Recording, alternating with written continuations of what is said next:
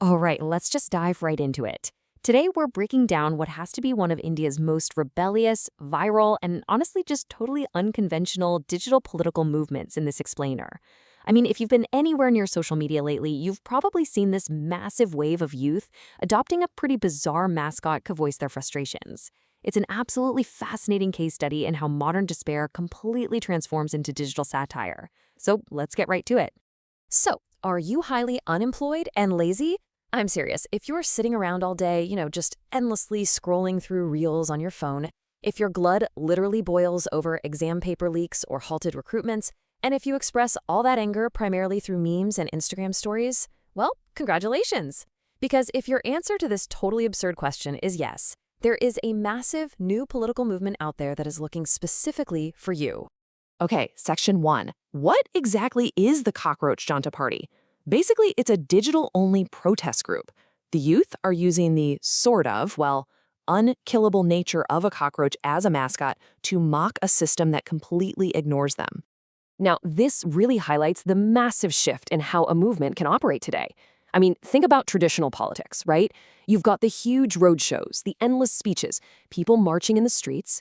But CJP politics? Oh, no, no, no. They are absolutely not going to knock on your door asking for a vote. Actually, scratch that. They won't even hold a rally. Their entire arsenal literally just consists of memes, heavy sarcasm, and their mobile phones. They are entirely focused on fighting the system through these really sharp digital taunts that make you laugh while simultaneously cornering the people in power. And here's the crazy part. This deeply sarcastic approach, it hasn't just been some, minor internet blip. 2 million. We are talking about up to 2 million followers on Instagram that the Cockroach Janta Party amassed in record time. Just to put that into perspective, the creator's personal account doesn't have anywhere near these numbers.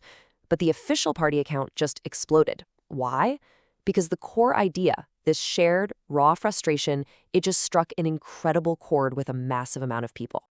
Moving on to section 2, the origin story. So, where did this bizarre name actually come from? And how did millions of highly educated youths start calling themselves cockroaches? Okay, let me walk you through just how fast this whole thing escalated. It all kicked off on May 15th, 2026. During a Supreme Court proceeding, the Chief Justice of India made a remark and he used words like cockroach and parasite. Boom. Instantly, this sparked massive, wildfire-level internet outrage among the youth who were already just completely boiling over issues like unemployment and exam paper leaks. Literally the very next day, a creator named Abhijit made a post on X, formerly Twitter, and just dropped a Google form. Within hours, thousands of young people had filled it out. And from there, the viral growth to millions of followers was pretty much unstoppable. So the absolutely crucial thing to understand here is how those words landed. The youth out there, they interpreted that cockroach comment as a direct personal attack on their struggles. Now, to be completely impartial and look at the whole picture here, the CJI actually clarified later that his remark was specifically aimed at people using fake degrees to ruin the system. He even went out of his way to praise hardworking youth as the pillars of the nation's progress. But you know how the internet works. Outrage travels way faster than clarifications. For young people whose exam papers were leaked, whose recruitments were canceled out of nowhere, and whose age limits were expiring while they were busy filling out forms, those words felt like a direct hit to their absolute helplessness. All right, section 3, qualifications to join the party. And trust me, this is not your average resume. The creator behind all this is Abhijit, a 30-year-old Boston University PR student with a background in political IT cells, and he set up some highly satirical criteria for anyone wanting to join. Just check out these 4 bizarre qualifications. Number 1, you've got to be highly unemployed. Like, you have the fancy degrees, but that joining letter, nowhere to be found. Number 2, supremely lazy. You have this burning passion to change the country, but honestly, you have absolutely zero desire to actually leave the comfort of your blanket. Number 3, you must be online 24/7. Whether you're in bed or literally in the bathroom, you are glued to your mobile phone. And finally, number 4, you've got to be a meme maker. You can't just be angry. You need to know exactly how to channel that anger into really sharp satire. It's brilliant, really. They've taken the establishment's view of useless youth and just completely reclaimed it as a badge of honor. So, looking at all of this absurdity, you really have to ask yourself, is this all just a massive joke? Well, that brings us to section 4, CJP's unique manifesto. Serious demands hidden right there in the humor. Because beneath that surface-level absurdity lies a highly critical and very serious 5-point agenda. Let's actually break down what they're asking for because it gets super interesting. First up, post-retirement perks. The CJP is demanding a hard stop to this cycle where bureaucrats leave one cushy chair only to land straight into another government post. Second, voting discrepancies. They are demanding strict accountability if even a single vote goes missing. Third, women's rights.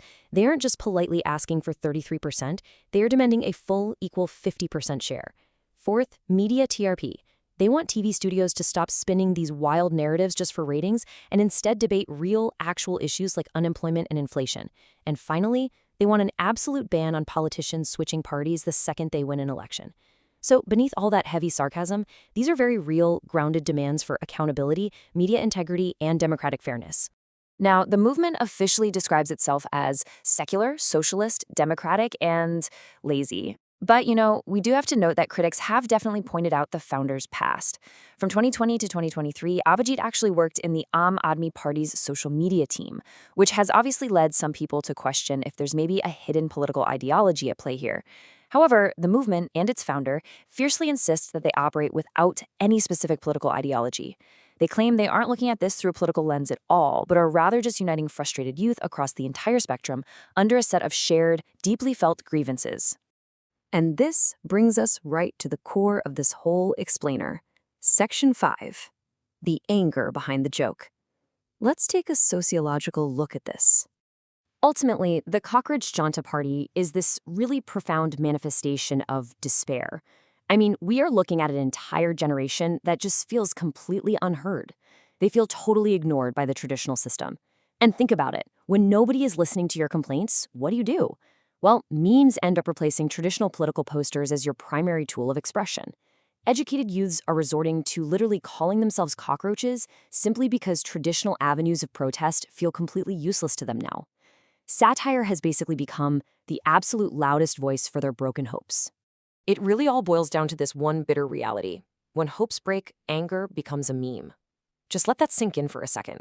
When a generation that used to talk about its big dreams and its bright future is now literally calling itself a cockroach just to get the government to pay attention, it signals a massive, fundamental breakdown in trust. The humor is just a shield. It's a coping mechanism for the incredibly deep frustration hiding right underneath. So I really want to leave you guys with this thought. Is this whole thing just a passing internet phase? A temporary spectacle that'll blow over in a few weeks?